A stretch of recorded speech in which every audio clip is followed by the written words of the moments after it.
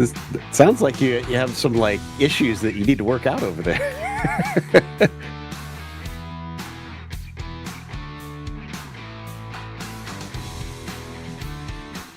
No, more that you're just like get wrecked nerves. I was like, okay, nobody really wasn't a competition, but okay.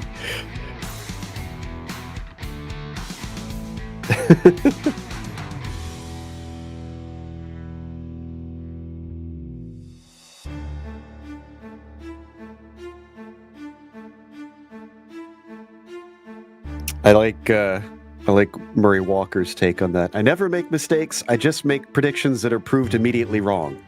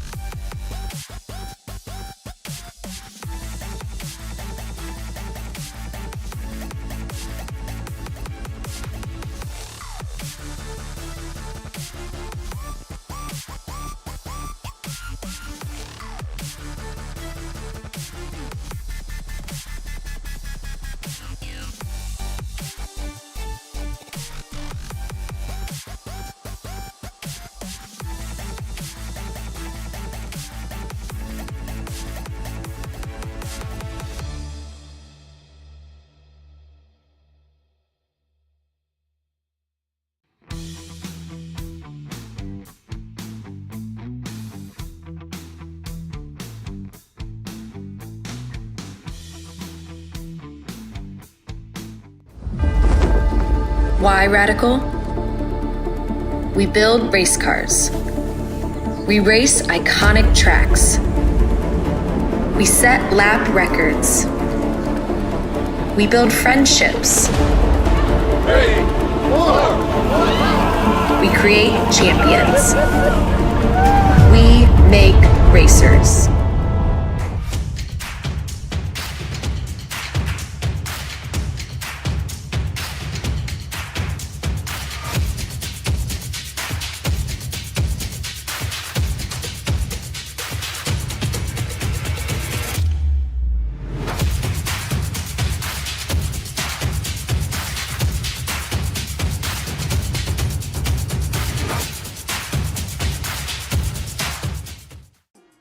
Ever witnessed someone so fast on track you doubt you could ever be on their level? The mission of Advanced Motorsports is to demonstrate the speed is achievable for everyone. With the expertise of some of the best sim drivers in North America, we are set to release free content on social media and comprehensive guides on our website.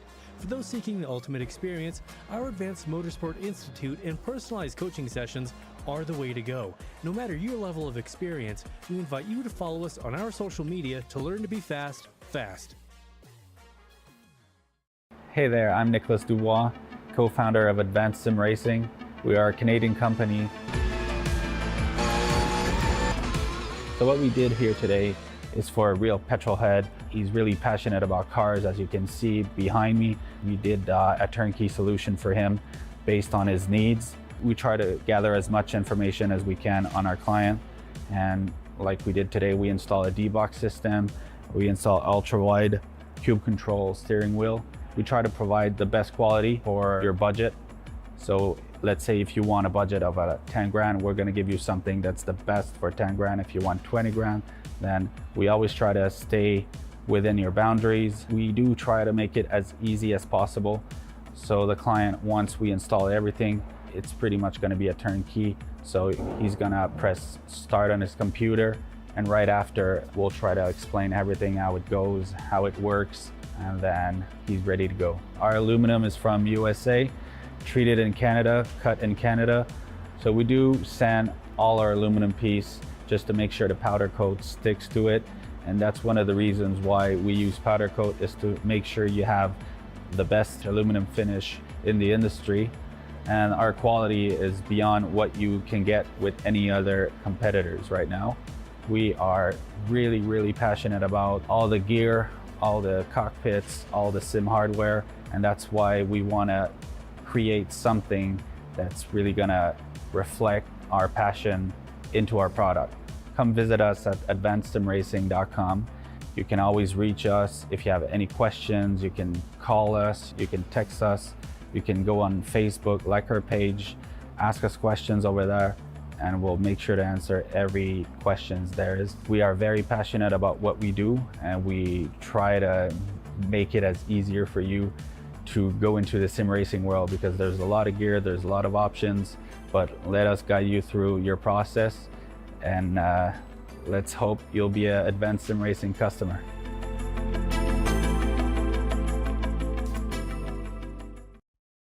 Racing isn't easy, but experiencing it is.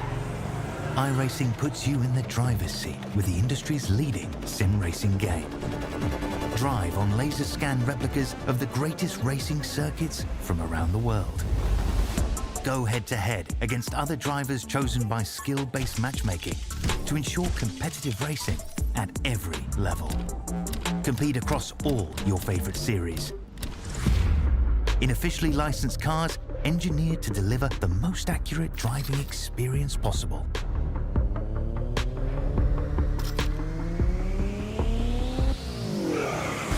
Join a race or host your own with players from across the globe.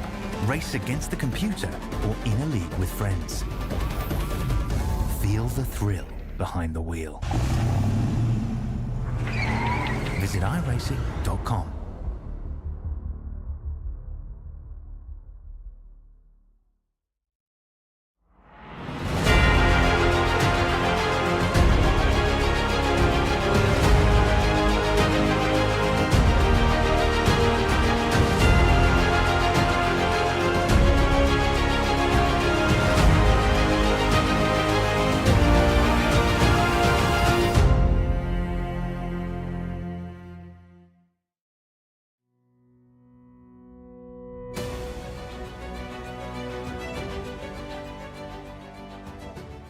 Live from iRacing's virtual Michelin Raceway Road Atlanta, we say good evening, sim racing fans, and welcome to Podium's continuing coverage of the BiS Radical Cup Canada Series.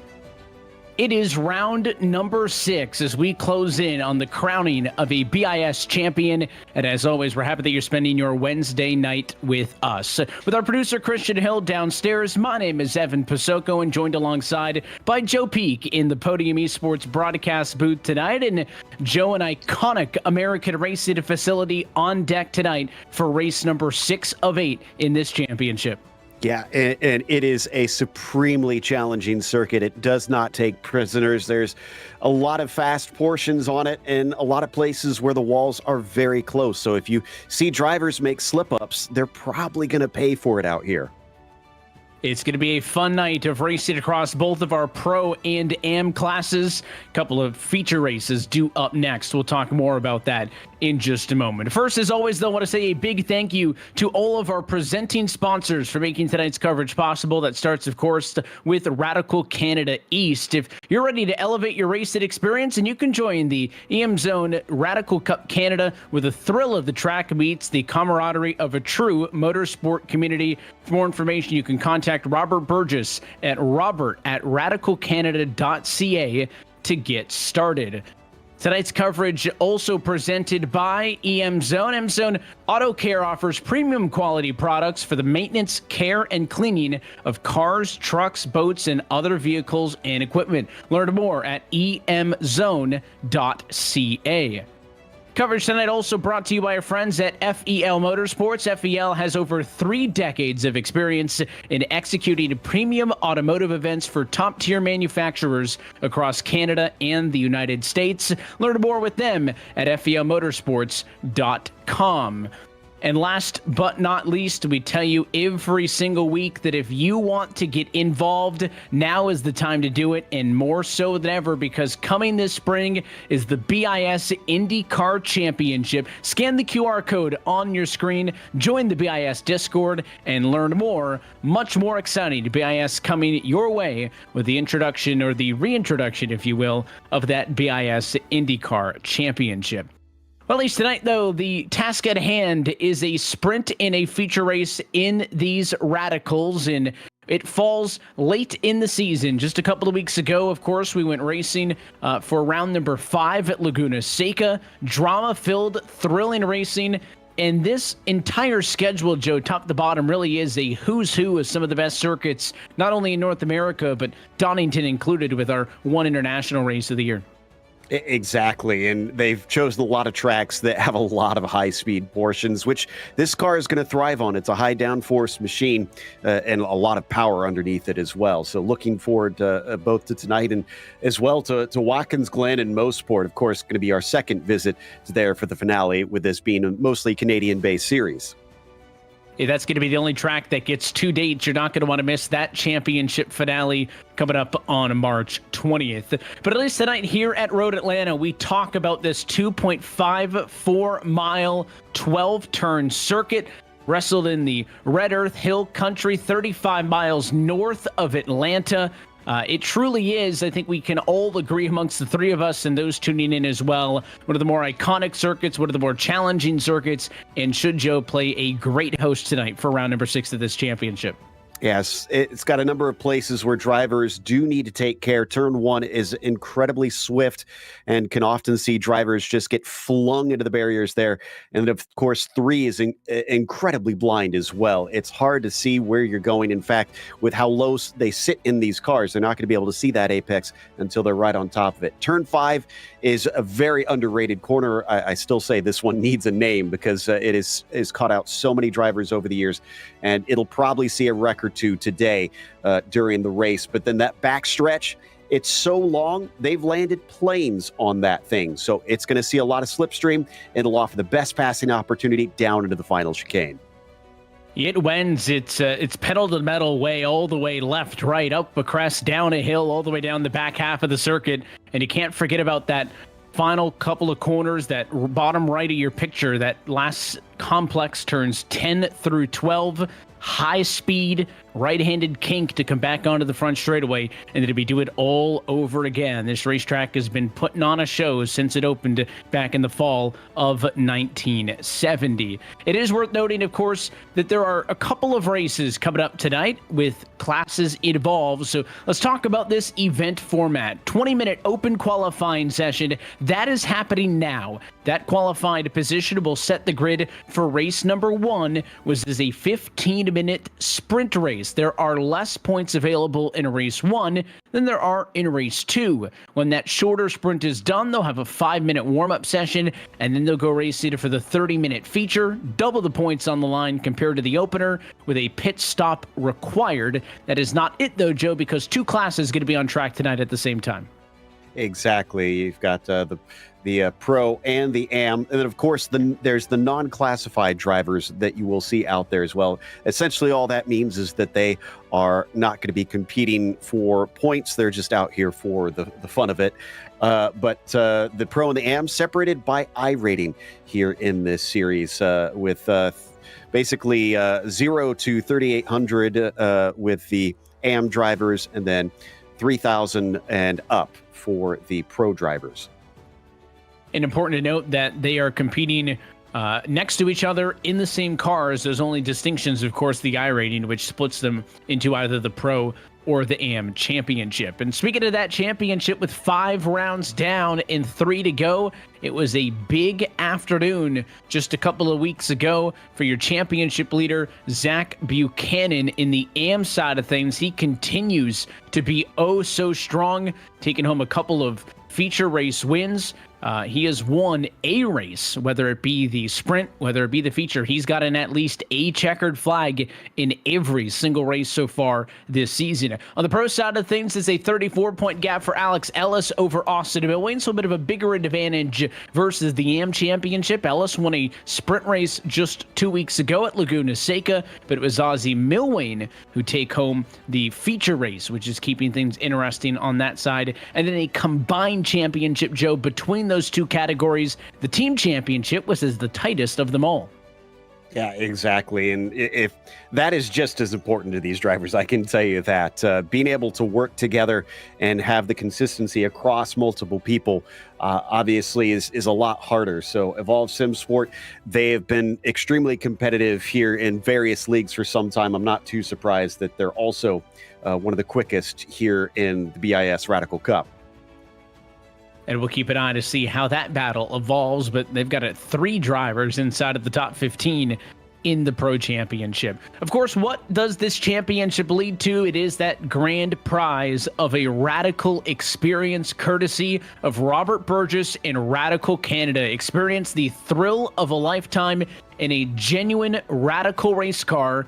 This will be awarded to both the champions of the Pro and the AM categories. So both those championships created equal.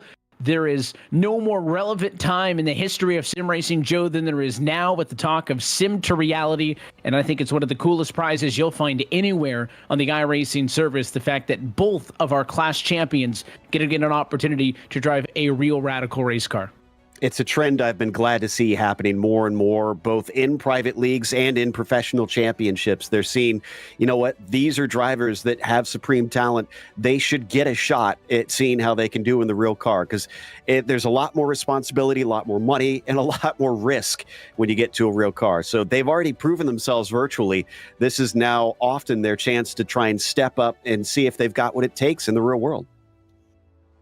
And tonight could be a big moment in the championship, because as we slowly inch our way into the waning weeks of this championship, slowly we'll start to eliminate drivers from championship contention, and that battle for the title going to be more clear week by week. Well, live pictures now as the clock ticks down inside of 40 seconds left in this open qualifying session. Pro class drivers currently occupying the top 5, or I should say 5 of the top 6 spots on the grid. Open to qualifying, Joe, always a little bit interesting because you do have to navigate the traffic around you. There are some pros and cons to that. I think the benefit, though, is over the course of a 20-minute session, everybody should have had an opportunity to get a nice clean lap in by now.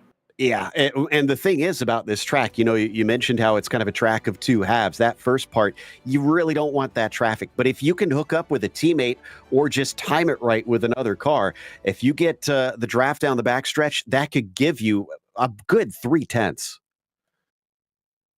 Well, with that, the qualifying session has drawn to a close, so let's go trackside and take a look at your podium starting grid. It is the sprint race in week number 6. Pole position goes to Mark Harris, a 1:14.453. We'll put the number 36 on pole, and he will be joined on the front row by the 123 car of Arnaud Genet, who rounds out your top 2. Back on row number 2, third spot tonight going to belong to Ozzy Bilwayne, feature race winner from 2 weeks ago. He'll be alongside the 00 Michael Broomhead in 4th. Row number 3, we'll see the 17 of James Vance start in 5th, alongside the 215 of Eric Harmon in P6. Row number 4, P7 tonight belongs to the 40 of Zach Buchanan, a big name in this championship. Alongside him is Andrew Hardman in the number 8 spot. And to round out your top 10, we look back to row number 5, P9 tonight belonging to the 230 of Assad Nikonambev, and Curtis James rounds out your top 10. Then you've got Timothy Salvatore in 11th. Diego Zuccarelli will start in P12 today. Next row sees Joey Haynes on the inside in 13th. Micah Dorn will be starting P14. After that, Joseph Yang will start from the 15th position, and Kenny Reedman in P16. We move to the next row where you see Jonathan Benwillid in the 17th spot, flanked by Nick Horvath. And finally, in 19th, you've got Sean Duhamel and Matthew Howard starting in 20th. And continuing on through, Kenny Brown and Daniel Zippy Salmon going to make up the next row. They'll start 21st and 22nd, respectively. Mark Boyd in the 312 and Richard Swindells in the 16 going to make up 23rd and 24th. P25 tonight belongs to the number 9 of Cedric O'Hyan, and the 72 of Robert Covey will start from P26. Back in 27th, it is the 77 of Steven Sutherland, and Jake Cowden's 009 car starts in 28th. 29th tonight, the number 27 of Clovis Gerard, with Dave Peterson rounding out your top 30. And just to put a bow on it, Phil Amaro 31st, Matthew Mielman 32nd, and Graham Lobbin 33rd. Going to be a look top to bottom at your podium starting grid. Some specifics to note, this is a fixed setup series. Everybody's running the same stuff underneath the hood in these Radical SR10s. And as you can tell, as we pace behind the iRacing safety car, we will have rolling starts. There is one fast repair available to the field. Most are going to hope they don't need to use it. And there is incident points being counted. 12 incident points will give you an in-sim penalty. 17 would disqualify you from this race. That will apply to both of our races on the docket here tonight. But a lot of the names who we referenced, Joe, in that championship, starting top 10 in this one. This is a big field, though. Our Radicals getting ready to go at it for a 15-minute sprint race. No pit stop required in this first one. Yeah, and this one's going to be tough. You talked about the large field out here. It's a pretty short lap around this track. The leaders were doing 1:14s to lap around here. If you need a comparison, you could see GT3 cars doing similar times to these things. So they are very quick, and that means with such a short lap time, they're going to be catching the back of that field quite quickly, even on this sprint race. And here's a good look off of the back of the pace car as they get out of that tight, hard braking turn number 7 and then head down this back stretch, if you can call it that, which winds all the way down through to a heavy braking zone, a right-hand kink right there, turn number 9, and then big passing opportunity, Joe, here as they come down the hill to turn 10. Expect most of the passes to be happening into this one, trying to outbrake one another, using that slipstream to get by. But drivers can often fight back. You'll see it here as they come out of the chicane. If they can pull an over-under and they're brave, they can try and pass into turn 1. And don't forget the dip at the end of the lap, one of the most famous corners you'll find anywhere here in North America. Pace car going to be off this time. It is Mark Harris's field to control. Let's go sprint racing. Green flag in the air at Road Atlanta. This is a very good start down into turn one from Vance. In fact, he's going to try for the lead into that first corner and takes it away. That was brave, but that could be imperative in his race here with it being so short. Nice quick pass. Vance making a statement. His start as one of the pro category drivers, and it's going to put Mark Harris quickly back to second. Those top 5 or so quick to single file out. Little bit of cars peeking through that S section midfield, but for the most part, they get single filed out as we head down to the backstretch. A pretty hard braking zone here. Turn number 6, passing opportunities for sure, but really it's more so about setting yourself up for the short shoot to get off to turn number 7. That's going to be a pass in favor of Timothy Salvatore. He takes away P10. Easily the most important corner. Somebody's off in the background, unfortunately. Doesn't spin it around, but you can see how many positions they're going to lose. We've also had problems for Dorn and Zuccarelli making contact through turn 3 on that first lap, and I think Cedric Ohion got some severe damage down through the S's. So Matthew Howard was the driver we saw off track. He's able to keep going, and now some contact in that heavy braking passing opportunity we had just referenced for turn 10. Some side-by-side as they head to the dip. You're on board there as getting past is Zach Buchanan. That was Eric Harmon making the move on the right-hand side of the road. And the first tumultuous 2.54 miles, 1 lap in the books. Harmon looking to pick back up. He loses a spot on the opening lap. Yep, just down 1 ahead of him, though. Nakatembev up 3, and then Vance has been up 4. So there's been some big movers, but a majority of the top 10 did seem to lose position. Slow exit here from Michael Broomhead, and that's going to allow Assad a good chance to try and zip by. Assad has had some flashes of brilliance so far over the course of all of the BIS championships, but looking to find victory lane here in the Radical Cup Canada Series. Doing a good job right now running inside of the top 5 with that move. You can see in front of him, not much shaken behind a challenge. I think that's Buchanan in the teal and yellow entry, sticking a nose out, looking to the inside of Harmon. Now Harmon hard under the brakes, gonna dive it on the inside of Broomhead, but Michael Broomhead holds his ground, stays steady, still nose to nose. Now the advantage gonna be to the cars on the outside as they go to the right-hand turn number 12. Yeah, I've often seen it. Getting the run on the outside of that corner, it's counterintuitive, but it's way better. And Buchanan's going to try and get in there, but instead, look at this. He's actually mugged by Curtis James, who saw an opening, and he jumped through.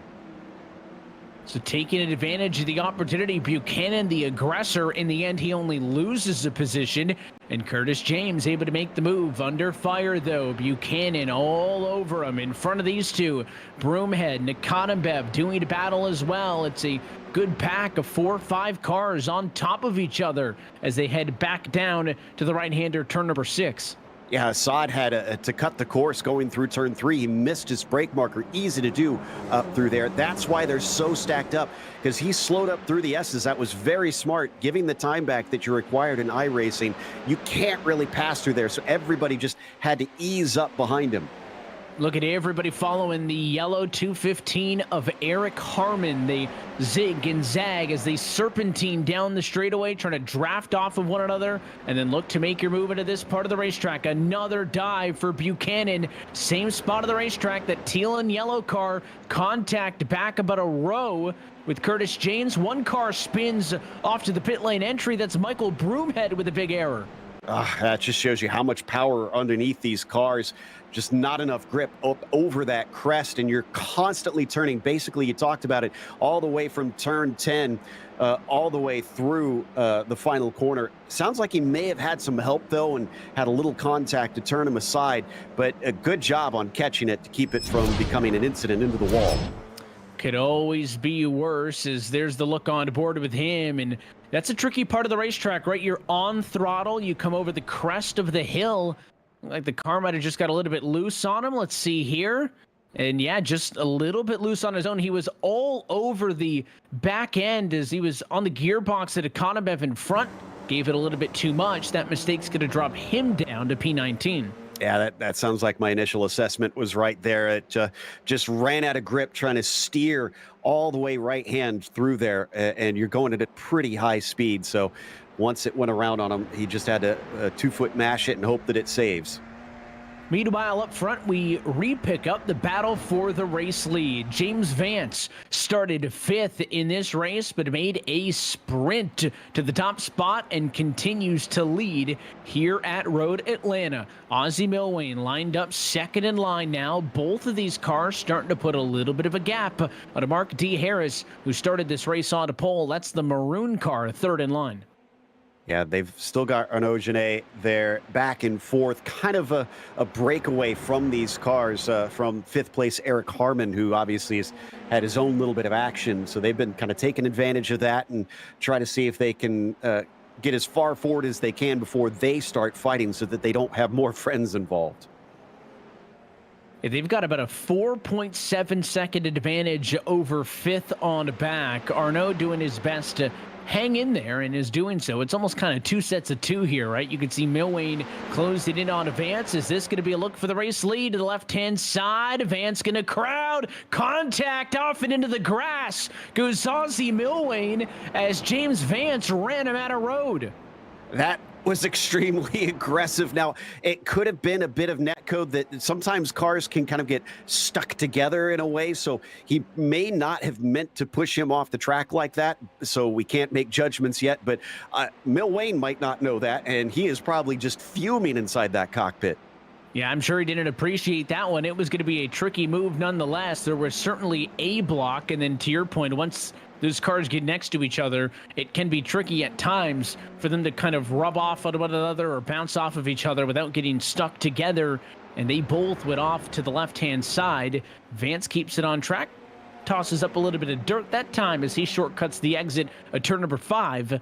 But I do not think this is the last of this battle that we've seen. Milwayne going to be determined to make the move when he can get there. And to button that point, this group of 4, again, kind of a de facto group of 2. Milwayne chasing Vance. Behind them, it's really Arnaud Genet chasing down and, with Mark Harris there in line and being able to make that pass. So those kind of 2 sets of 2 is what we're looking at right now amongst your top 4 cars. And then it is that big gap is up front. Here we go again to the inside for the race lead. Milwayne this time got blocked, tried to go the long way around. Vance shut the door again. So the 17 car in no mood to take it easy in the sprint race.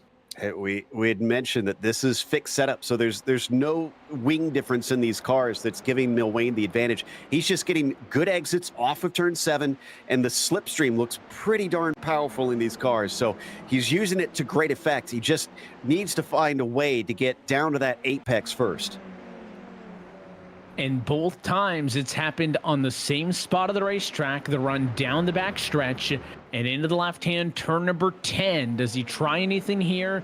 Off it into 6 to get a different look at it. Not going to be a close enough. A lot of, camber in the racetrack as it banks to allow them to carry a little bit more speed. You got to really check it up down to sub 60 miles an hour there for turn 7.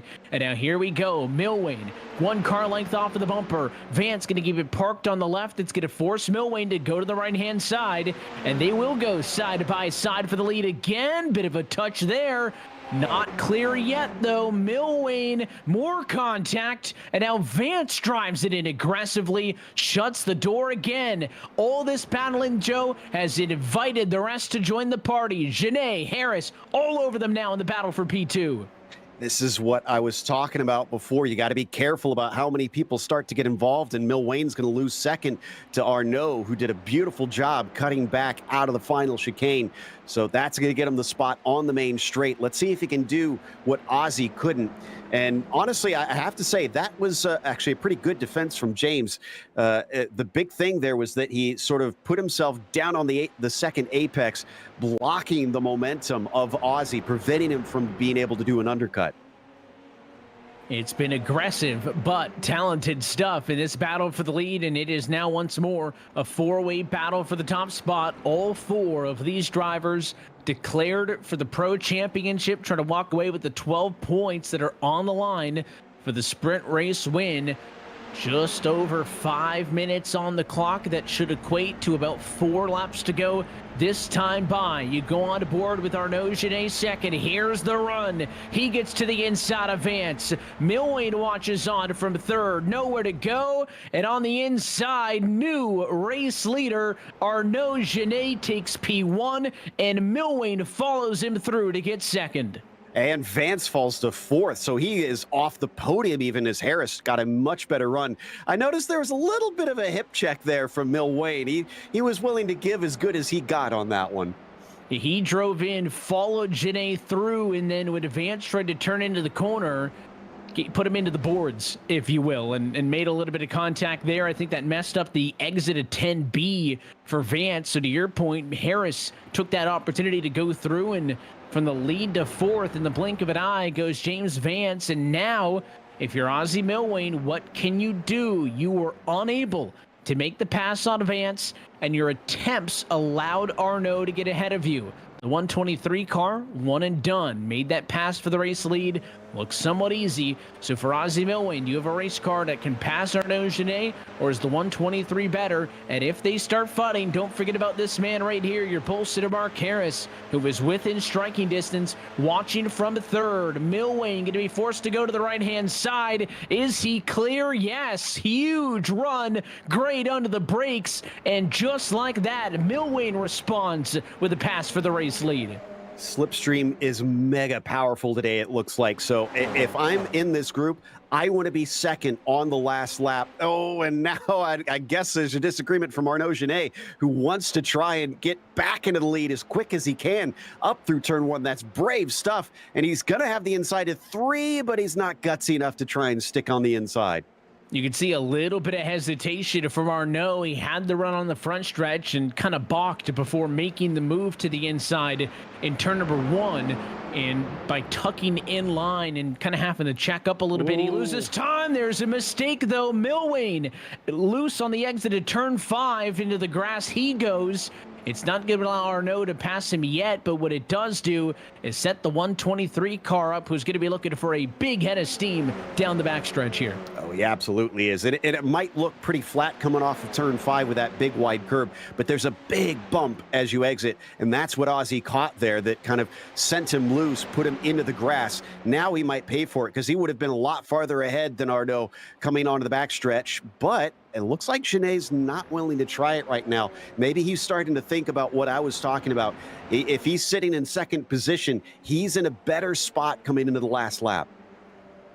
Thought about it, didn't go for it, and I'm curious if he would prefer to save that attempt to pass for the race lead for the last lap. What does the presence of Mark Harris do? Because if Arnaud doesn't make a move and holds back, the 36 car could jump on top of him, make the pass, and then all of a sudden you're working from a couple of spots down. Not what Arnaud would want. Anticipating the white flag to be in the air the next time by. James Vance, don't forget about him. He still watches on from fourth. It's a 4-way battle for the race lead. All cars separated by only 1.2 seconds. It's Ozzie Milwain leading this race. Arnaud Genet second. A little bit of traffic up the road, not going to be a factor as Ohioan gets out of the way. But Arnaud's going to have a run. Does he go for it on the penultimate lap? And they're a lot farther away from third place. Harris seems to have gotten a tremendously poor run there. This is going to be excellent out of Genet as he's got the speed and he's fully ahead if he wants to chop across, so he's going to take it. I wonder if Ozzie maybe just didn't fight that as hard. Yeah, unlike some of the other blocks or protects that we've seen for the lead, he didn't do it there, but Genet a little bit loose that time over the crest of the hill. Gets sideways, now right back onto the bumper, and in big trouble. Yep, that is Harris and Vance that wrecked into one another coming up over the crest. So third place, no longer a worry. If you're Ozzie Milwain, this has worked perfectly, and I think only one of them managed to get the car going. Yeah, to pit road goes James Vance. His dominant night to start ends like that, and now it is a 2-horse battle for the race win here in the sprint at Road Atlanta. Ozzie Milwain watches from second, but he's got to set himself up here through 6 and 7. Yeah, I honestly think this 14 car is sitting in the catbird seat here as long as he gets a good exit. And yeah, this looks decent enough. I'm not sure what Arnaud can do here unless he kind of pulls the James Vance moves and actually shoves him off the course. Arnaud is going to stick to the left-hand side. He wants to make Ozzy go the long way around on the right hand. Here he goes, makes the move to the inside to turn 10. Arnaud tries to stay on the inside, but he's not going to be able to do it. Milwane's clear. Right hand, turn number 10B. Left hand now, they go downhill. One last look to the inside. Not going to happen, though, and just holding on up front is Ozzy Milwane for the sprint race win. 1/10 of a second, the margin of victory. And you called it, Joe, from 5 laps out to the end. It was that catbird seat of watching from P2 who took the opportunity and pounced on the white flag. A little bit of luck on his side, as I mentioned. The fact that those behind them wrecked on the previous lap definitely helped them from getting involved in more trouble. Also, Zach Buchanan and Hardman were separated by 0.05 of a second at the line, so the 40 car barely got on the podium. Good battles all throughout the field, and after it was such a good night for some of these other drivers, it ends poorly for some of the other big names that we had referenced. Multiple laps led early for the likes of Vance and Moore, unable to make it to the end. And it is Ozzy Milwane and Arnaud Genet fighting it out amongst those two and fighting for the top spots as we paid out some points. Let's take a look as we wait for the last couple of cars to trickle across the start-finish line to look at your podium race results for tonight's feature race. Again, Ozzy Milwane takes home the checkered flag. It is going to be another race win for the driver of the 14 car. Final margin of victory, 0.109 seconds. And Arnaud tried, Joe. He tried to look to the inside as they came over the crest for both the kinks in turn 11 and 12 right there that we're looking at from high above, but he just could not claw back. And look at those top two, 7.6 seconds ahead of the battle, third on back, which was the other close one you had described where Buchanan barely held off Hardman. Exactly. That I didn't get to see what set it up, but I saw them coming to the line, and that's just one of those things that's really fantastic in this series. This track is that chicane, like I said, sets you up for a fight back if you take it right, and you can re-snipe the other person at the line. It almost worked out for a fourth place finisher. Instead, both of those cars unable to make those late passes. They finish ahead of Curtis James, who comes home in the number 6 spot with Eric Harmon, Joey Haynes, Asad Nikonimbev, Mark Harris, and Joseph Yang rounding out your top 10. Yeah, then you've got Broomhead, who had some mistakes early on, sent him down the order, and with Kenny Brown finishing 12th behind him. Matthew Howard was 13th, and Richard Swindell's P14. Sean Duhamel was 15th today, as Nick Horvath was the 16th position. Ben Willid, P17 for him, with Kenny Reedman finishing 18th. Great climb up the order for Robert Covey from 26th to 19th. And then Michael Dorn, another one that went a little bit backwards, wound up 20th. And then the rest of the cars in the field, we continue on through from 21st on through 30th position.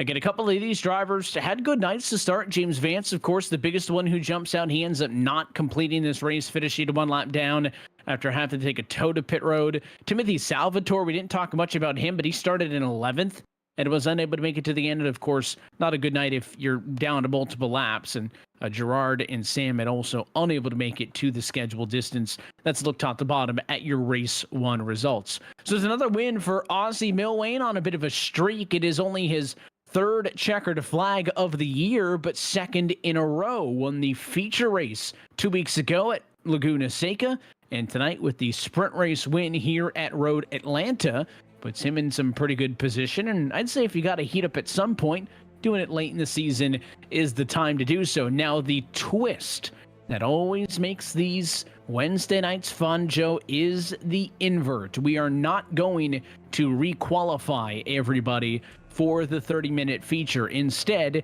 your finishing positions in the heat race, I should say, will dictate where you start for the feature, with one exception.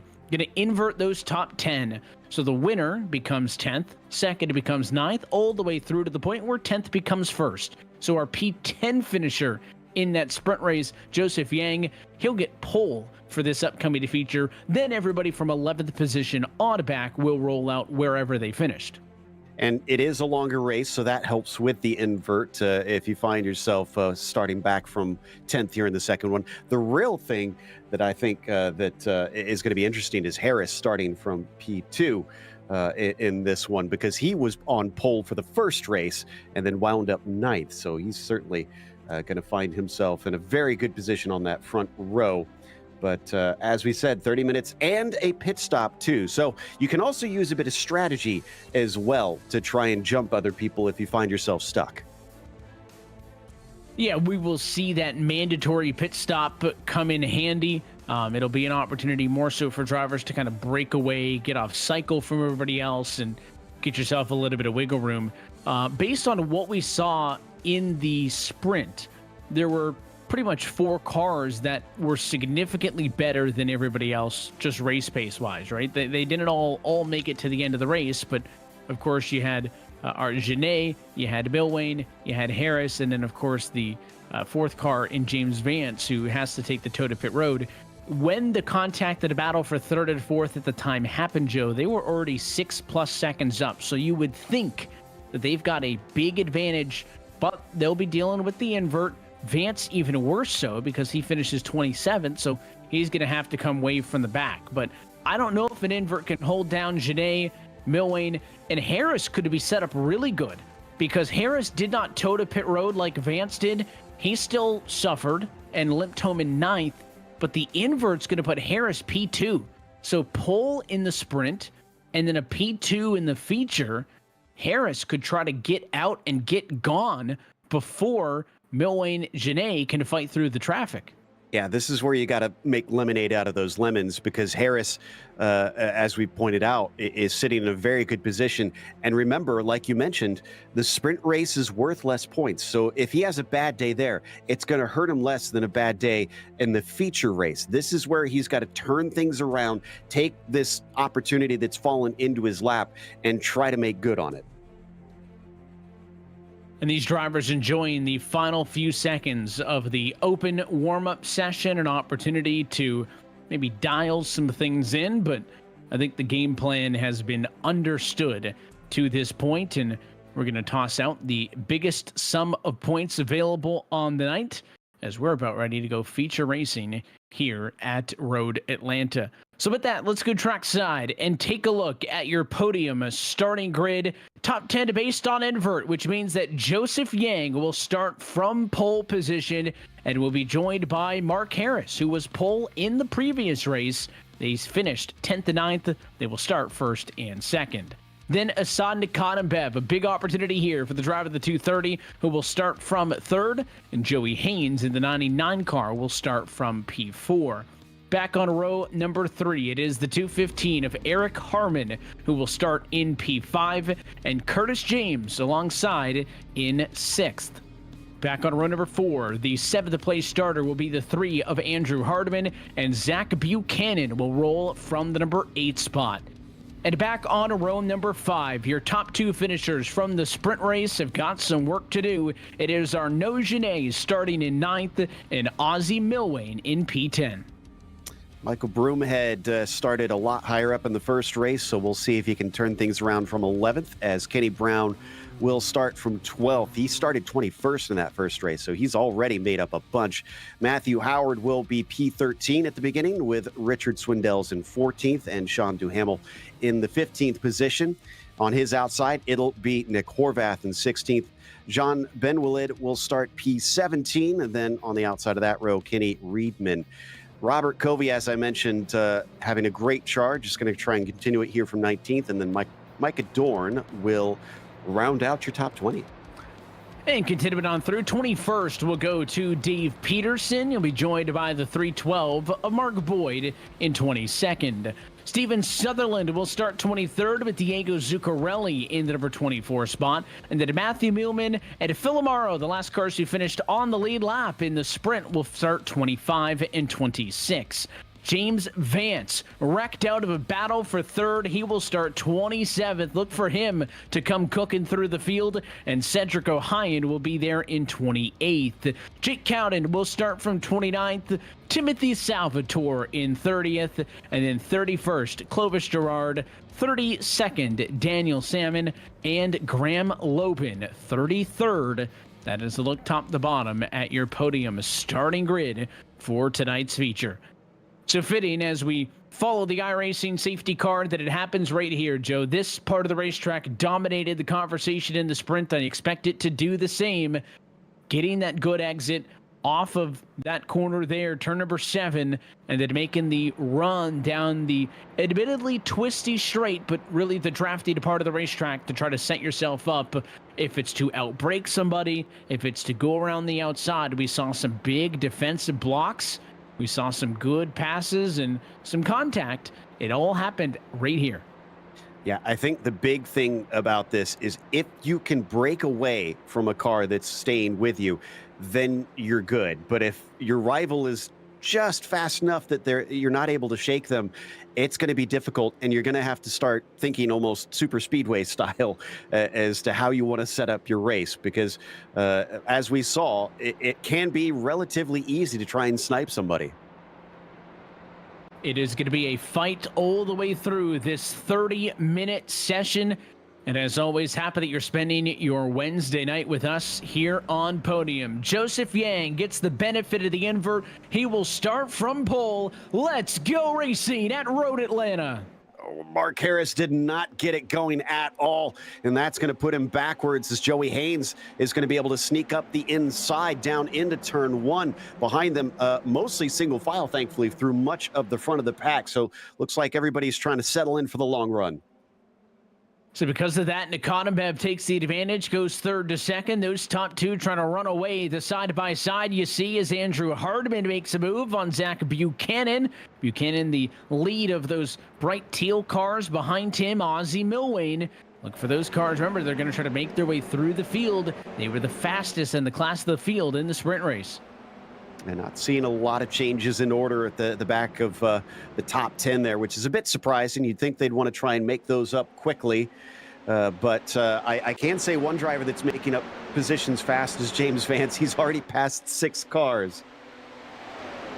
He is on the move and doing what he can, but a lot of traffic going to make those passes slower. Here we go up front. Joseph Yang under fire as Assad Nikonobev tried to make the move off it into turn number 10. Assad got his nose to the inside, couldn't do it. He's all over him, though, for the right-hand kink at turn number 12. Does he dare make the move to turn number 1? To the right-hand side he goes, but it's going to be a tricky corner coming in that shallow, and trying to set him up for the undercut is Yang. Can't get there. Contact now and spinning. Big trouble as Yang goes off track. He's going to get it turned around, but he's going to have to, cut through the course here. Don't want to try and take the apex away from your rivals. He'll get back up to speed, but the damage is done. He is down to 18th position, almost 19th here.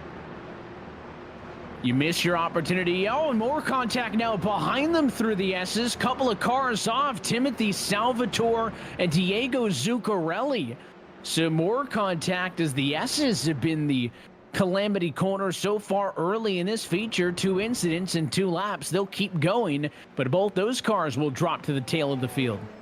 You really don't want to be side by side through the S's. It needs to be single file, and that's what caught them out. Is I think Zuccarelli was a little bit slow coming off the corner. We're going to see the replay first of that battle for the lead. Just through the trees, we could kind of see that contact that sent him spinning off. Great job keeping it from going into the barriers. That's one of those spots I talked about early on where the wall's actually extremely close.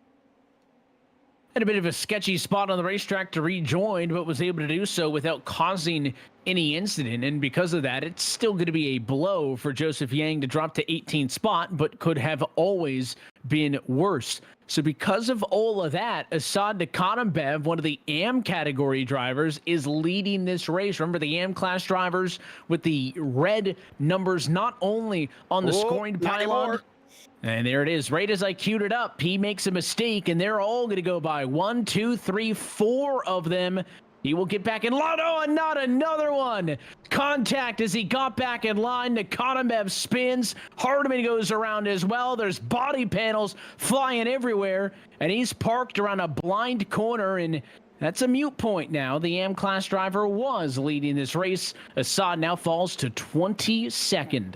Some drivers are better chasers, some are better leaders, and I'm going to guess that Assad is maybe a little bit better when he's up at when he's behind trying to chase the driver, because that was pretty quick there. But it was, again, that bump out of turn 5 that cost him in the end, trying to get himself back up to speed here. He's kind of lucky. It looks like that was phantom damage that we saw in the car, because everything's back on. So we'll continue on racing, and that's a bit of the chaos that you get in these. Even the 30-minute feature race, still a sprint race of its own right. There has certainly been more calamity in the start of this one than we saw in the sprint. You typically expect it to be the other. Oh, and here we go again. This time around is Arnaud Genet, the runner-up from the sprint race. Contact in a battle with Michael Broomhead. Both those cars get out of shape. Genet going to lose a handful of spots. That was just a chain reaction of events coming up into turn 3. There was a little bit of contact between cars that slowed them all up. Broomhead was a part of that. Then everybody was trying to pounce on the opportunity, and they stayed side by side down through the S's. And Matthew Howard also, you can add him to the list of victims as he got spun off to the side. So it just keeps on coming. At least one incident every single lap, but we've got about 19 more of them still to go before the afternoon's done here at Road Atlanta. And you can see some of the drivers flashing their lights at one another, trying to indicate to get out of my way as they head back down to the heavy braking zone there. Turn 10, a little bit of side by side, and way off track goes Dave Peterson. Cut the whole thing by a good bit. He'll lose spots in that exchange, and then rip it around the outside. Looks like 2 sets of 2x2. That red car up the road is Mika Dorn. Joseph Yang doing a battle. They'll go side by side to turn 1. Ooh, and Nikodemev also facing off here as these two come down into turn 3 and sweeping around the outside. Dorn doing a great job holding on to that 15th position and fending off Joseph Yang. But the more they battle like that, Jake Cowden is starting to approach them. He's doing what he can to enter this conversation, and every time you make a move, there's going to be somebody else nipping at your heels to get back at it. This kind of a 4-car group you're looking at here. There's plenty of cars around him, but it seems like they're stacking up a little bit behind Robert Covey, and when that happens, it just tends to be an indicator that the cars behind have got a little bit more speed. Let's see if anything happens this time through as Dorn's got the run. Covey parked in the middle of the road. Left-hand side goes Dorn. He will get the space to work with, but huge on the brakes for Robert Covey to stay in it. Try to shake it off. I don't think it's going to happen in the end, because there goes Dorn with the run, but it was a valiant effort nonetheless for the 72, and a late move to the inside. Cowden going to go under Yang in turn 12. And that costs him some speed. He falls backwards. Assad gets right through. The thing that I'm seeing in all of this is just stay out of trouble. There's a lot of issues now starting to cascade through the field as there was more contact just off screen right there, where Assad had more coming together with Jake Cowden this time. Let's remember, they have an incident limit in this one. You can get a drive-through penalty or a full DQ. Yeah, that drive-through penalty is going to happen after 12 incident points. That could be 3 good bits of contact at 4x apiece, and then that disqualification would come if they get to 17. Just keep that in mind for some of the more aggressive members of the field, as his battle is going to keep on going. Peterson's got the spot. Genet wants it. It's really just damage control now for Arnaud, who had a good finish in the sprint, but wrecked out early in this one. Lost a ton of spots. Going to be picking away lap by lap. There's a spot returned, but it's only going to move Arnaud back up to 19th. Oh, and then completely missed the braking zone there and went through the bumper of the white number 009 at Cowden. Spinning out as well is Sean Duhamel, and it is getting nasty down at that half of the racetrack. And maybe that's a case of when it rains, it pours, because Arnaud just can't buy a good lap. No, but you saw a car sneak through there. That was James Vance. He actually had still only gained about 6 positions, so he must have gotten caught up in some issues or something. But now he's back up 9. We're going to take a look at it. Yeah, I kind of agree with you. Actually, this is a different incident. I agree with you. This feels a bit more like they need to be across the street at Lanier right now. Yeah, I think that's the fair place to settle this based on how the context has been. Oh, and there's your look at it there. 3 cars, one more often into the dirt, the one in the sand. That's a tricky spot on the racetrack because everybody's kind of so committed to the corner once they get under the brakes, and just a tricky exchange. And yeah, I mean, it almost looked like he was on the binders and then kind of checked off them to try to either get inside or outside of the next car, and misjudged it, and you can see the hoods go flying. A couple of cars able to sneak through cleanly, but that causes a headache for a lot. And funny enough, we're almost halfway or almost a third of the way through this race. This is another spinner now off by turn number 12. That's Yang. That's our pole sitter. He's going to get it off the track and get it turned. That's actually extremely lucky that he was as far over as he was. We've talked about how blind it is through there. If somebody came over the crest and he was on the racing line, it almost would have been an immediate accident. Yang just lost it on his own. A very similar incident happened in the sprint where a car got a little bit light, full lock to the right over that crest, and same thing for Yang. To your point, luckily that there's no additional contact. He keeps going, but a tough break for the driver who really had a good opportunity, got the most benefit out of anybody from the invert, and finds himself now back in the high 20s. And we're almost, halfway through this race. We haven't talked much about the leaders. It's just been so crazy everywhere else. Would you believe that the battle for the race lead is only 2 car lengths off? I mean, that's how competitive it is throughout the field. There's your on board with the Mark Harris entry, second in the race. Joey Haynes just in front. Curtis James just behind. 3 cars separated by only 0.6 of a second.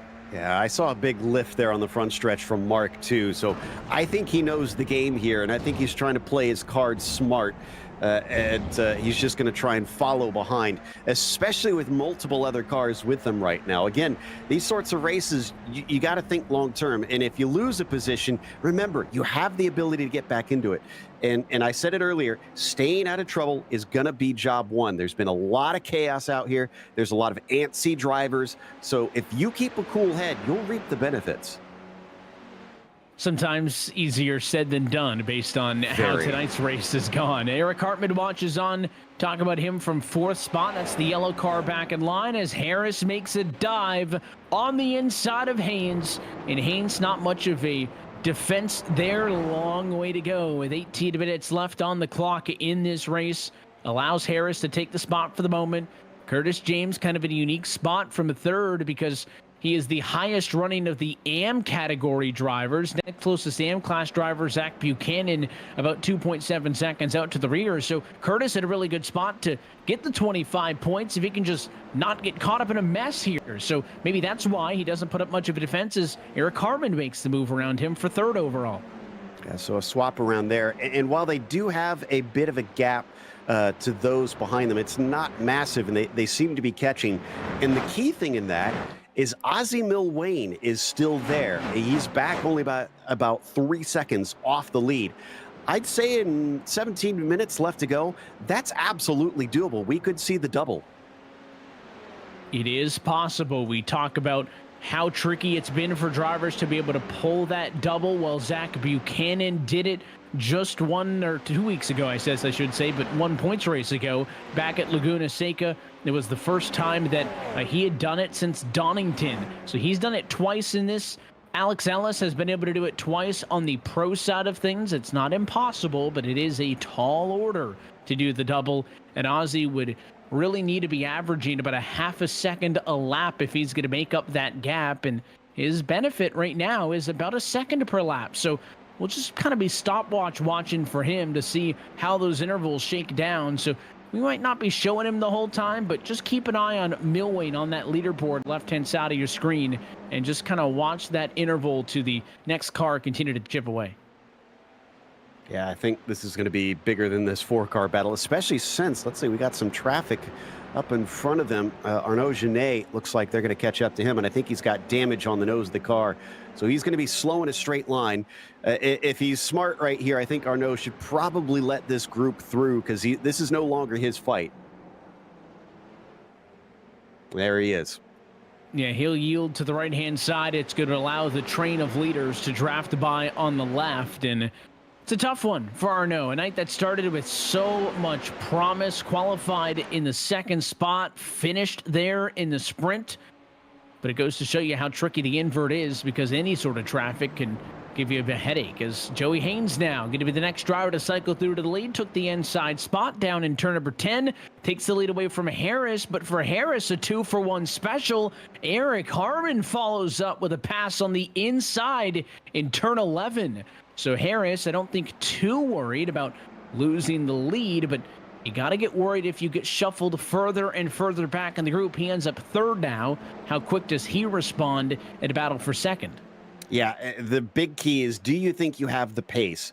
And it'll be more critical towards the last, I'd say, 5 laps or so, when it's going to be harder to try and make up time. Because if you do get pushed back, like we've seen, you can start to make those passes. There's a little bit of an off of turn 5. Thankfully, he'll get away with it. But yeah, like I said, it's better to try and stay out of trouble right here, because you got the slipstream to try and re-overtake. As long as you're with the front group, you'll probably be okay. Also, worth mentioning, Zach Buchanan, who was trying to chase them down, he pit last time. So he's finished his strategy. But is that going to be smart that he's now lost the slipstream train? Yeah, how much time is he going to lose overall by no longer being a part of this lead pack? You could argue your lap times may be better because they're going to be cleaner, but you're losing a ton of time in the slipstream. And another car going to bow out to pit road. This time it's Mark Harris who comes to pit road.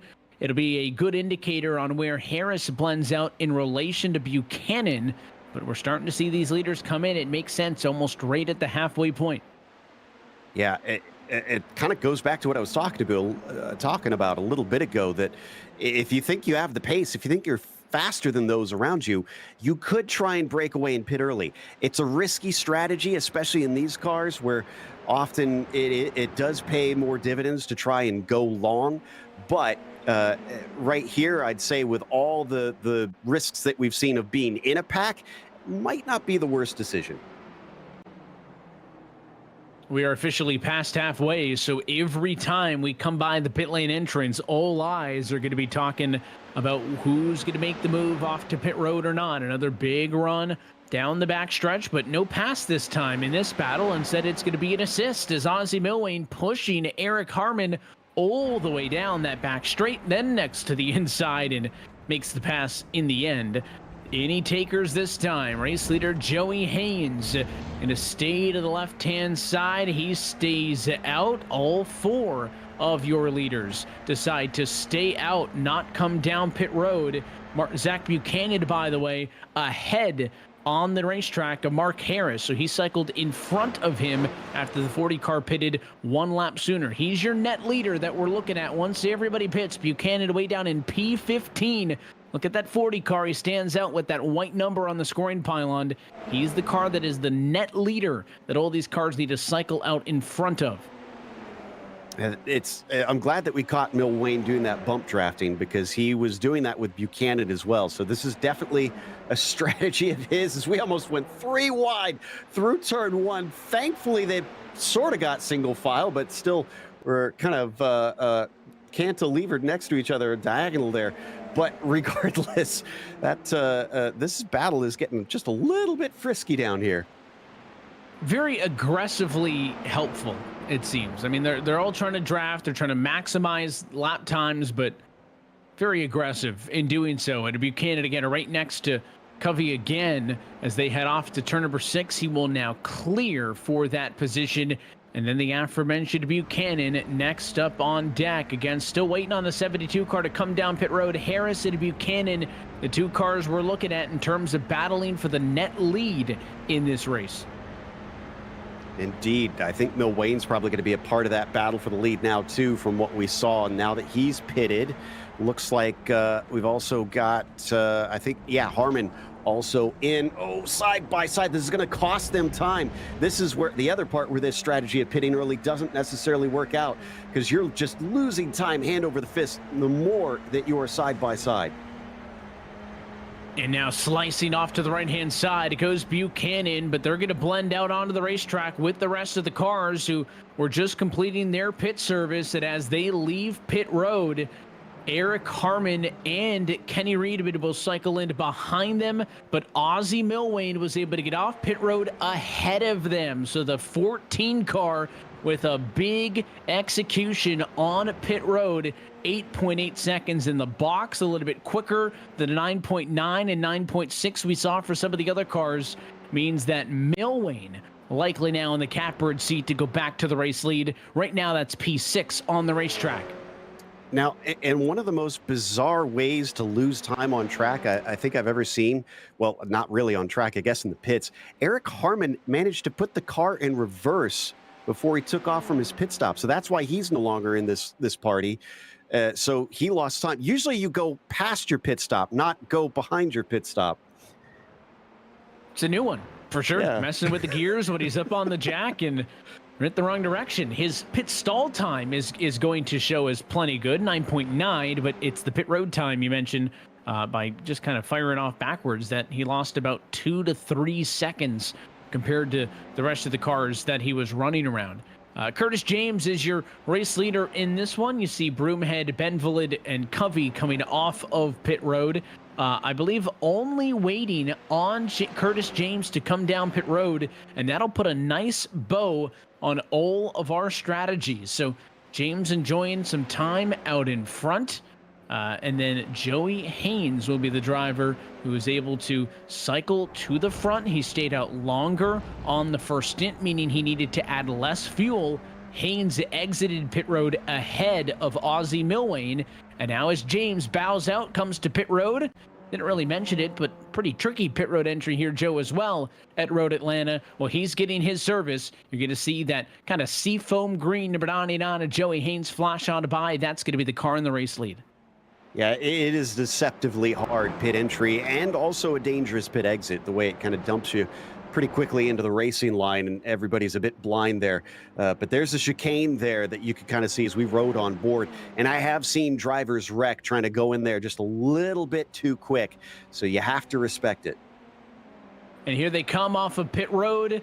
Curtis James still right there. You could see him on the pit road exit, is not going to be able to cycle back out in front of the leaders. He will slide in line third. It's going to be behind Haynes and Milwane, but ahead of Buchanan and Harris.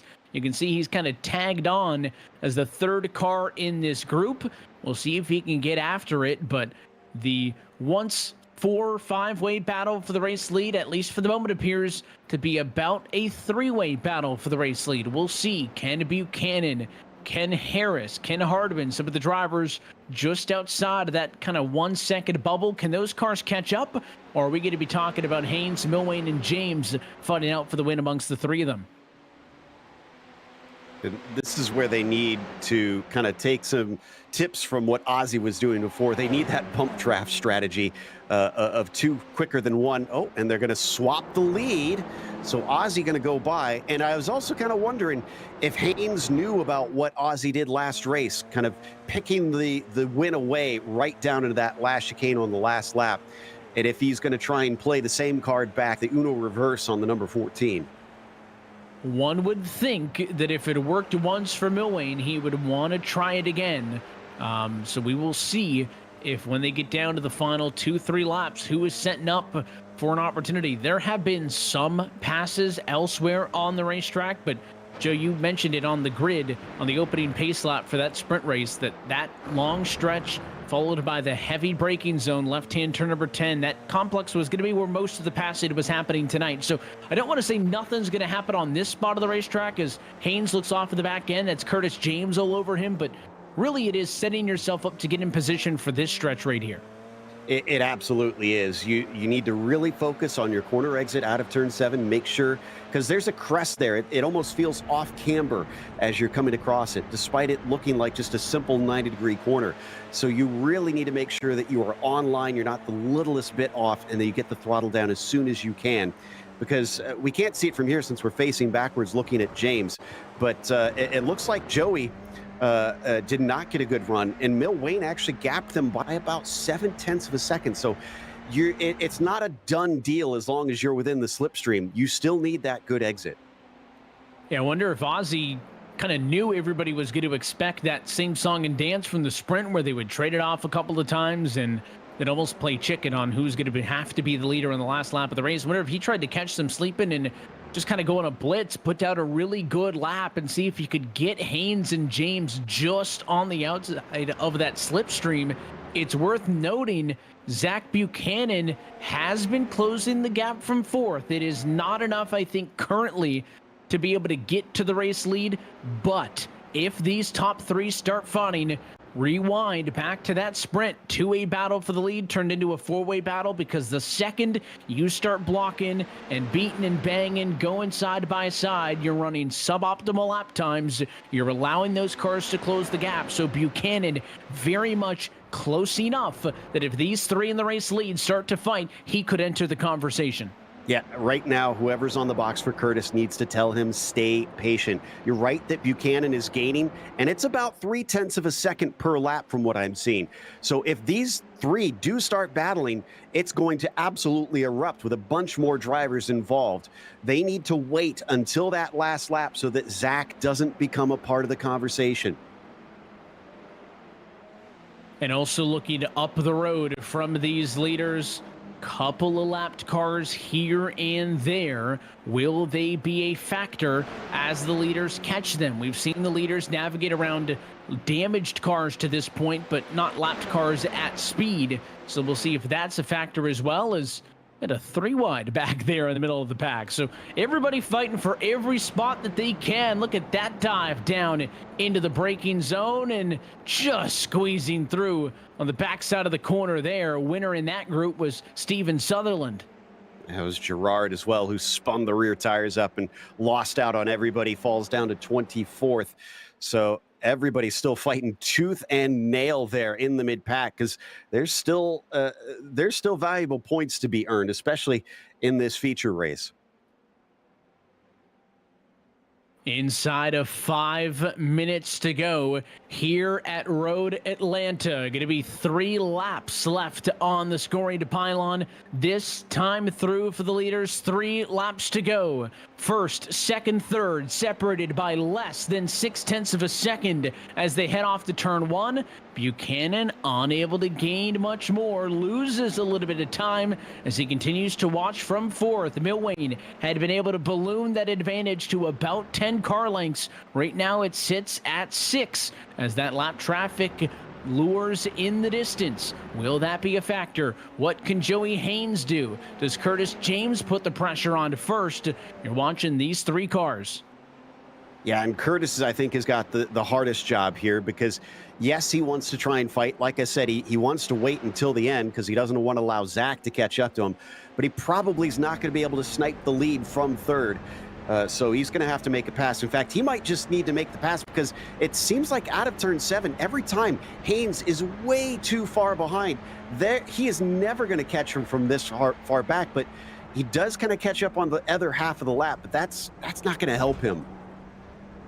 And just when you thought the accordion had compressed back down on Milwayne, he stands with one of his biggest advantages of the race at 2 laps to go. Almost a full second. Ozzy Milwayne ahead of Joey Haynes. Could he possibly pull out the double? I had mentioned we've seen it before. Alex Ellis has done it in the pro class at both Donington and at COTA. We've seen Zach Buchanan do it twice in the AM class at Donington and 2 weeks ago at Laguna Seca. But can Ozzy Milwayne continue the hot streak and get his first clean sweep on the calendar year? He's only about a minute and change away from knowing for sure, as he should be getting to the white flag the next time by.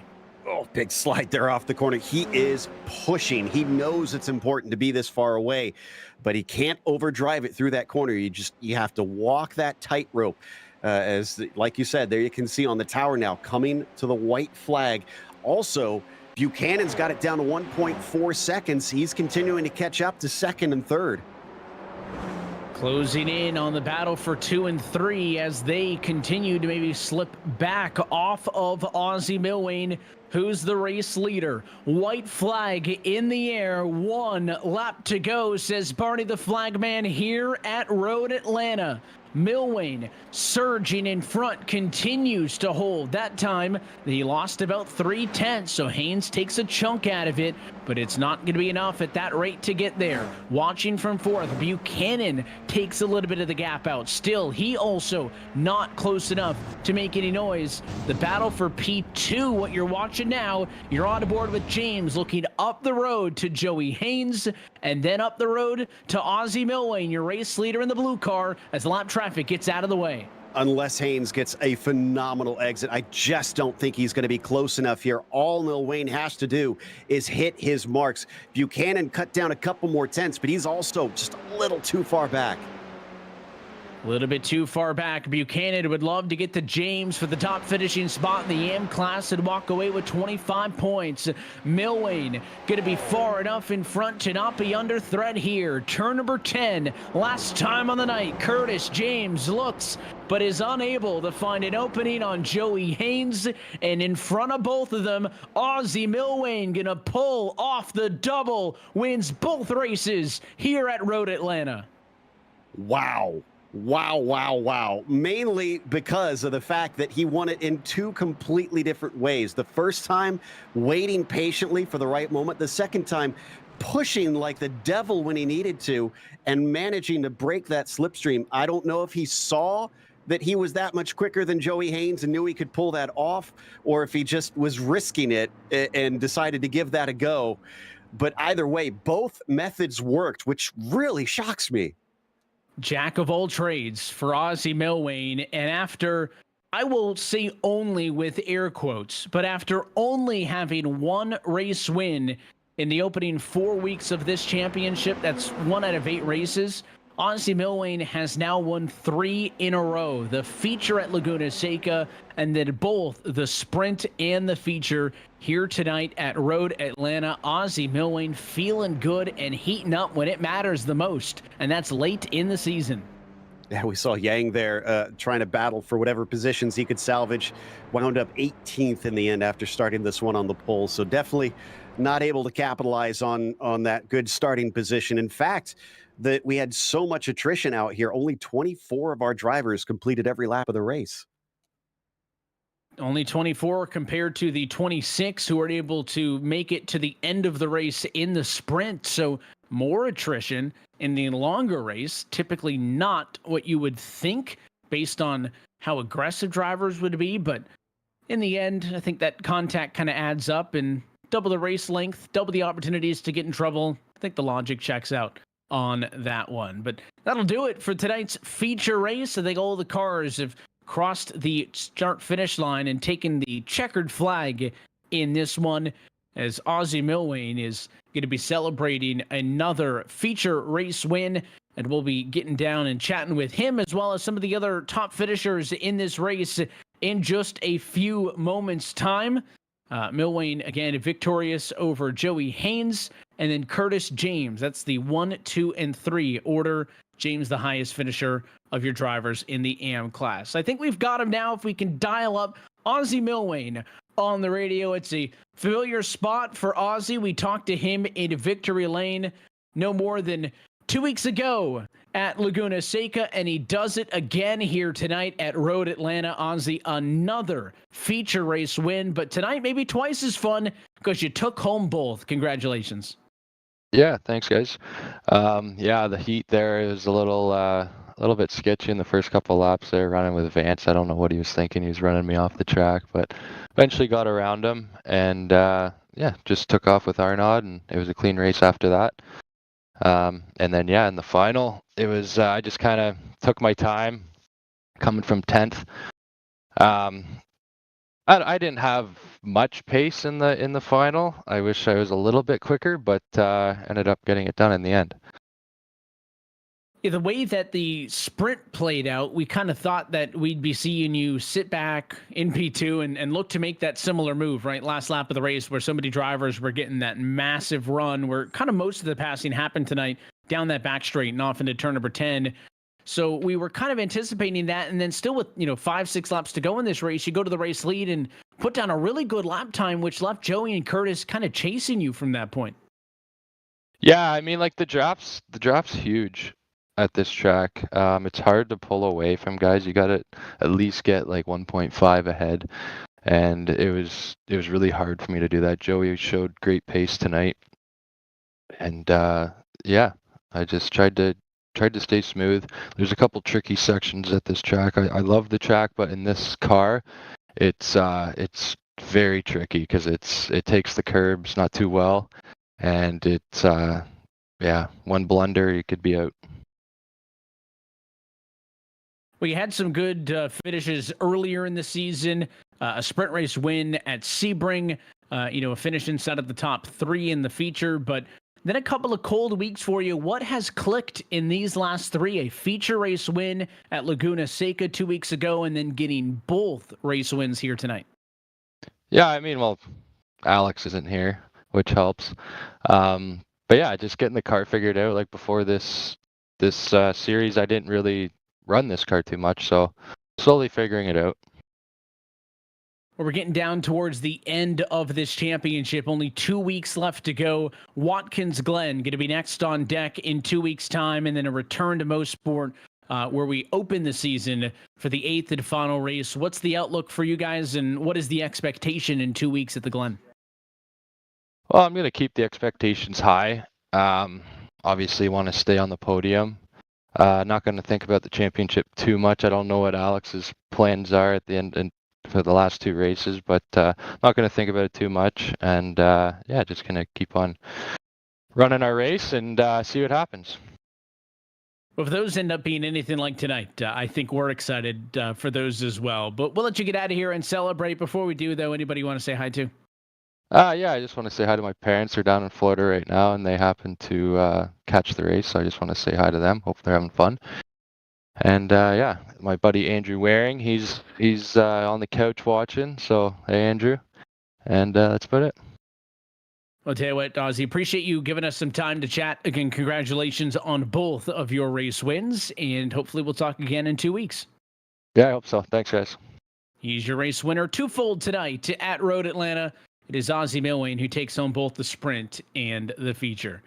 Well, Joey Haynes took it full advantage, Joe, the invert after the sprint race, and it puts together a solid night, a 7th in the sprint and a runner-up here in the feature. You're with him.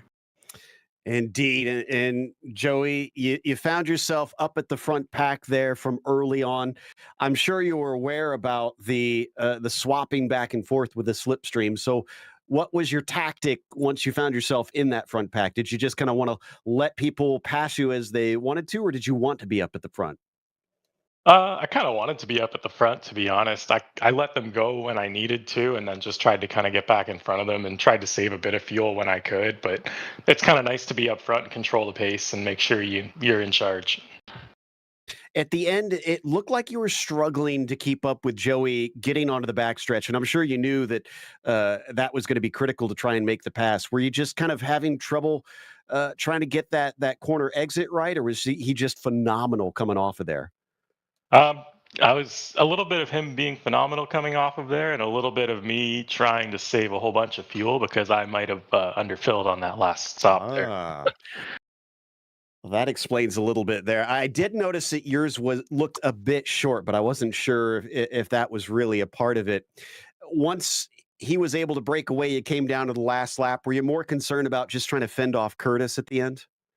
I kind of felt like I had Curtis. I mean, we were really close in pace. We showed that in the sprint race as well. But I kind of just wanted to see if I could maybe poke a nose on Ozzy. But no, he was just a little too far up the road at that point. I'd had to conserve too much fuel. I basically went across the line and ran out. So it was called it pretty much as close as you could. JRT pulled through for me there, but I definitely would have liked to have a little bit more, so I could have pushed a bit harder. Yeah, that had to have been a bit scary. Still, as we heard Evan say, 7th and 2nd today, not shabby on the points haul. So hopefully we'll talk to you over at Watkins Glen.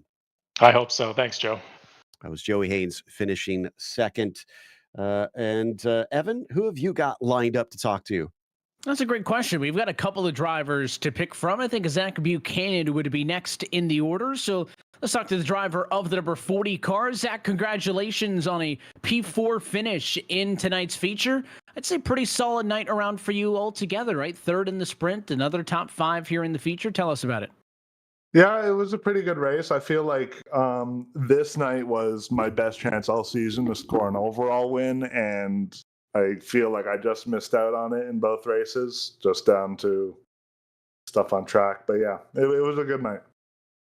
Which is funny to note that a P2 in class you were looking as kind of a highlighted one too, because you've been able to get the class wins hand over fist, including the last 3 consecutively at Donington, Coda, and Laguna Seca. So of course you want the overall win, but then also the battle within the battle, trying to catch up to Curtis James there at the end too was just a little bit too far out in front. Yeah, Curtis was super fast tonight. The whole front group was like super fast and consistent. So there was like not a lot of time left on the table to try to catch up. But thankfully, well, I'm not going to say thankfully because I feel bad for them, but both Tim and Diego were having pretty rough nights. So I didn't have to stress as much about my own points. I was more just trying to do my best as I could in the overall results. And it's going to be another consistent night, which will keep you guys pretty locked in there at the top of this AM championship. 2 weeks, we go to Watkins Glen, and then we'll be talking about a return to Mosport, but at least for the Glen coming up for round number 7. Obviously, you liked coming in here to Road Atlanta. Where does the Glen fall on your scale of feeling like you're going to go fight for race wins?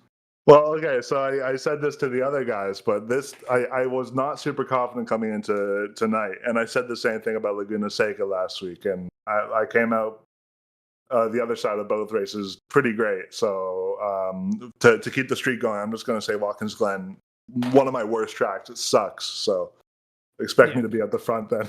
Yeah, just put that out there and allow the universe to take care of the rest. Yeah, it's worked for the first 2 races. So yeah, it's, if it ain't broke, don't fix it, right? And keep on going. You guys have been so consistent. We'll let you get out of here, Zach. I know it's a long night, but as always, sponsors, shout outs, all those good folks. Who makes it happen for you? Shout out to the rest of my team, Project 2. I wish I could get more of them racing in here, but I guess not. But yeah, shout out to Ozzy, Curtis, and Joey, who put on great racing. It was a lot of fun, and Andrew as well. Well, hey, 2 races left on the year. We always put the QR code up, tell everybody to scan in and participate. So maybe we'll see if we can get some of the rest of the team in for the last couple of weeks. Definitely. Zach, appreciate you giving us the time again. Congratulations on a pretty solid night, and we'll talk again in a couple of weeks. Thank you, guys. See you then. That's your P4 finisher tonight in the feature race that is also P2 in class for Zach Buchanan. We'll continue things down. We've got a couple of options. Joe, who are you going with? Well, it sounds like we're talking to 2 of our admins, Daniel Zippy Salmon and Mike Broomhead, who help run this league, and see how they felt about this race. Both kind of had their struggles here today, but Zippy, it seems like yours was kind of opposite ends. The first one ended kind of miserably, and then you got hard charger in that second one. And the crowd's going wild. Yeah, no, the second race was absolutely phenomenal. Like, I figured, you know what? I like this track. I like the setup. It's comfortable. I'm feeling pretty good. And I don't ever tend to have outright pace, but certainly when it comes to racecraft, I just absolutely love it. I mean, we've been in the booth, and you know that stuff gets me all excited and stuff like the psychology, trying to psych out the driver. But excellent battles with Steve Sutherland, Robert Covey, a bit of Cedric O'Hyan as well. Absolutely phenomenal fight. And Mike, you went a little bit backwards. It looks like, going from 4th to 11th on the first one, and then 11th to 19th. You got into trouble early. What exactly happened there in the second race? Because we didn't get to watch you. Yeah, I'm gonna have to talk to the admin and the stewards, to be honest. I got called for speeding in pit lane, which definitely didn't happen. I looked at the replay and I was under the speed limit all the way through entry and exit. So not sure why I got a penalty, but had to come in the box and serve 15 seconds. So a bit much. Well, and that brings up a good point to both of you. We saw a little bit of, shall we say, sloppy racing today at times, and we kind of joked that it belonged a little bit more over at Lanier across the road from Road Atlanta. What happens with you guys behind the scenes when you have to coach drivers? We try to keep it as even as possible, and it's all about the fun at the end of the day. But obviously, things are going to pop up. So we do have a protest format. We'll chat amongst people who aren't related to the incident. Usually, people outside of the series, if possible, or people that weren't there, for example. So, we usually come up to some sort of agreement, and we ask the drivers their point of view, both sides, and we talk to each of them. We don't really want to give penalties, but at the end of the day, if it has to happen, it has to happen, just to make sure that it doesn't happen again. But for the most part, everybody's pretty good in this community, very apologetic at times, and we make mistakes. We're human. We're all just doing this for fun, so we all understand that at the same time. It does look like there's a good camaraderie. And Zippy, you always bring a smile to a lot of people's faces out there. You're gonna maybe have something more to smile about when we go to Watkins Glen next time. Now, I do really like Watkins Glen. I got to admit, I may have been heavily involved with a subtle hint to Mike in when we was organising the tracks and stuff like that. And Watkins Glen is in what I call my princess approved track list. Not that I'm a princess, I haven't quite got the hair for it. I mean, got the legs, but it's the track that I'm really looking forward to. Certainly, we got that for round 7, and I'm onto Motorsport for round 8. I think Watkins is going to have a absolutely fantastic set of drafting going on, but I can see the bus stop being basically like a bowling alley. So maybe that protest system will get tested out. I'm hoping not, but generally the guys, as Mike was saying, it's resolved generally pretty easily. I mean, I don't think we've really actually ever had to penalise anybody, have we, Mike? Yeah. Oh, we did, but he never came back. Oh, problem solved. Yeah, Logan Baxter, he hasn't returned, but he hasn't served his penalty yet, so we're waiting for that one. But yeah, nobody else. Well, again, thank you so much, guys, both for the entertainment on track and for doing all the hard work behind the scenes to help this thing run. Thanks, Joe, and it's good to hear your voice again, man. Yeah, thanks, Joe. Thank you. That was And Evan, obviously. Yeah, Mike Broomhead and Zippy Salmon there, Evan. I appreciate them joining us and giving us some insight, and also fun that they can mix it up with the guys and be in these races as well. And I know I'll see Zip in the booth in 7 days as we do more BIS stuff down the road. But really an exciting night. And again, I don't want to sound like a broken record for those who tune into these bi-weekly on Wednesdays, but these radicals are so much fun. And we looked at the calendar off of the top, Joe. There's no holes in the calendar in terms of racetracks. It'll be a lull in the action, and I think Road Atlanta delivered on everything that we kind of hyped it up to.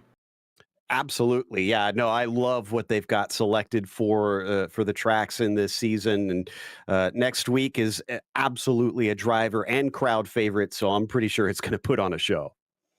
We're looking forward to that. Let's take a look at your full race results from tonight's race to kind of put a bow tie in all of this one. Again, Ozzy Billwain, your overall and pro class winner. He gets the win, found a margin of victory 0.644 seconds over P2 finisher Joey Haynes. And then it was Curtis James who was the highest finisher from the AM category, who will come home in the number 3 spot. Zach Buchanan will come home 4th. We talked to a lot of those names, and then Mark Harris rounded out our top 5.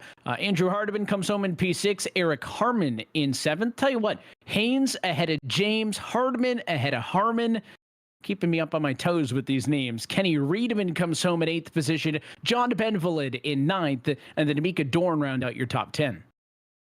Assad Nikotimbev managed to get back to 11th after his troubles, and Kenny Brown was 12th. Then you've got Richard Swindells in the 13th spot. We talked about Zippy working his way forward from 32nd to 14th in that last race. Cedric O'Hine was 15th as well. He just about did the same, up from 28th, as Nick Horvath was 16th, exactly where he started, interestingly, and Robert Covey was P17. Joseph Yang, unfortunately, despite starting on pole, fell all the way down to 18th. Michael Broomhead was 19th, and Duhamel wound up 20th. And then only a couple more cars finished on the lead lap in this one. It's going to include Mark Boyd, Jake Cowden, Clovis Gerard, and Steven Sutherland through the number 24 position. And the rest of these drivers finishing off the lead lap. It will include Phil Amaro, 25th, Timothy Salvatore, 26th, Diego Zuccarelli in 27th, Arnaud Genet, 28th, Matthew Muleman, 29th, James Vance in 30th, Dave Peterson, 31st, and Matthew Howard in 32nd. It is a DNS for Loban, and that is a look top to bottom at your full race results. So we teased it, but let's talk about what's coming up next. Hopefully it's just the Glen and not the Watkins Glen International Bowling Alley, based on Zippy's prediction that things could get a little bit argy-bargy there as well. But again, another beautiful circuit, winding corners, uphill, downhill, you name it. The Glen is a fantastic circuit, and we'll be there in 2 weeks. Yeah, it's going to be an absolute blast out there. Thankfully, it is a wide track, so they'll have lots of room to try and dice. But if you thought the slipstream was powerful at Road Atlanta, Watkins Glen is going to turn it up a notch.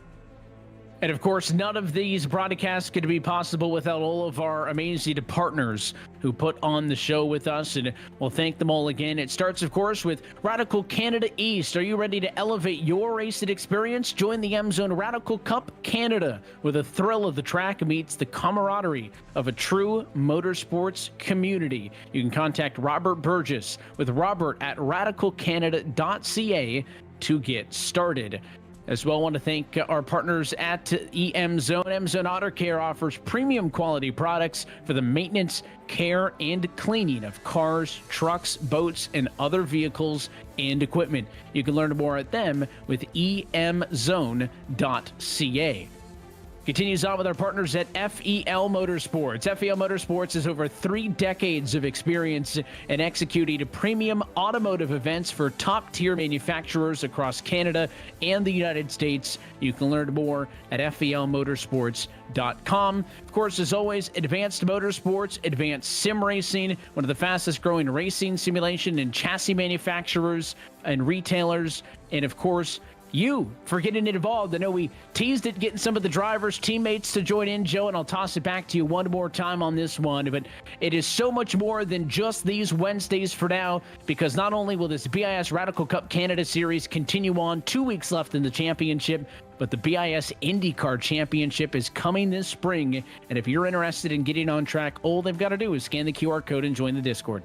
Yeah, and that one is definitely going to see a lot of fun out there. IndyCar is obviously extremely popular on iRacing. And with them recently signing a new deal with IndyCar, that means that they're doing some cool things behind the scenes. So this series will definitely try to capitalize on that. And I'm pretty sure with even more power, speed, and downforce than the Radicals, it'll just ramp up all the fun. IndyCar, IndyCar, IndyCar. No, I'm not summoning anything. I'm just happy I can say those words again. You're going to want to be a part of that one coming up sometime soon. But until then, though, that is it for us here tonight from Road Atlanta. On behalf of our entire team at Podium Esports, and of course for your broadcast crew tonight, for our producer downstairs, Christian Hill, for Joe Peak, and myself, Evan Pasoko, I want to thank you all for tuning in and congratulate tonight's feature race winners. It's Ozzie Milwane in the Pro category, and it is Curtis James in the AM category. We're back in 2 weeks' time on Wednesday, March the 6th for iRacing's virtual Watkins Glen International. That race and every race of the BIS Radical Cup Canada Series can be found exclusively here on Podium. Until next time, good night from Road Atlanta.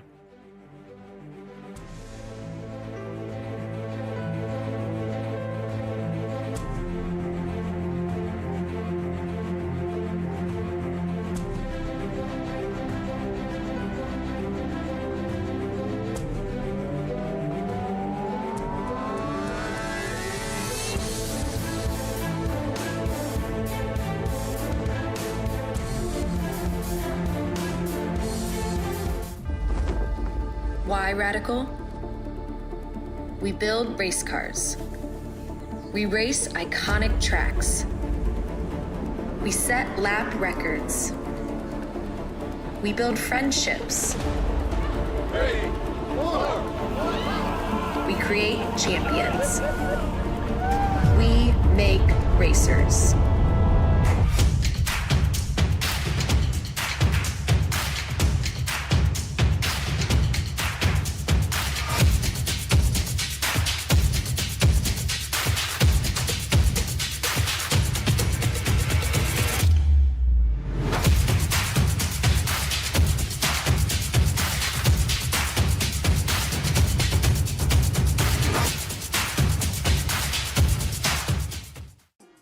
Ever witnessed someone so fast on track you doubt you could ever be on their level? The mission of Advanced Motorsports is to demonstrate the speed is achievable for everyone.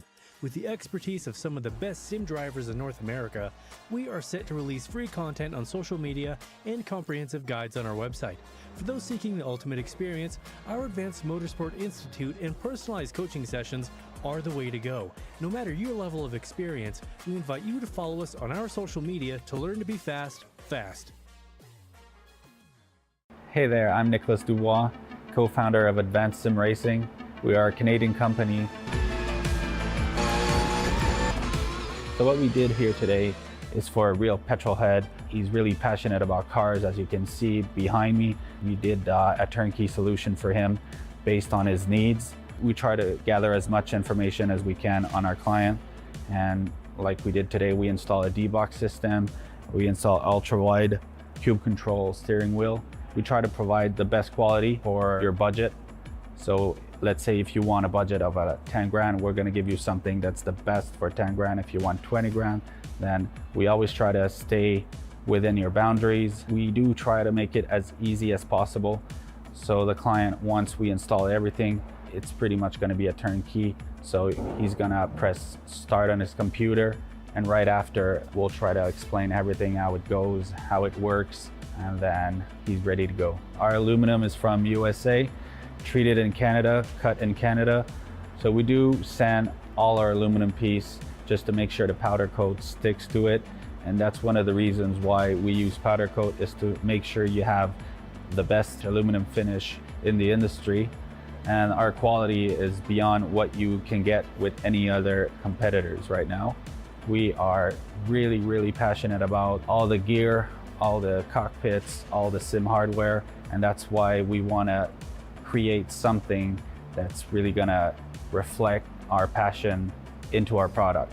Come visit us at advancedsimracing.com.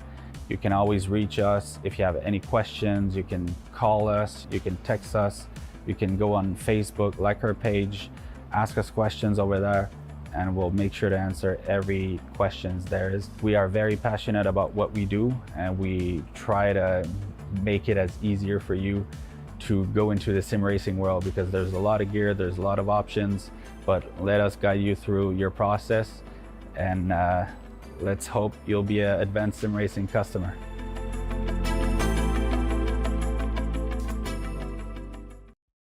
Racing isn't easy, but experiencing it is. iRacing puts you in the driver's seat with the industry's leading sim racing game. Drive on laser scan replicas of the greatest racing circuits from around the world. Go head-to-head against other drivers chosen by skill-based matchmaking to ensure competitive racing at every level. Compete across all your favorite series. In officially licensed cars, engineered to deliver the most accurate driving experience possible.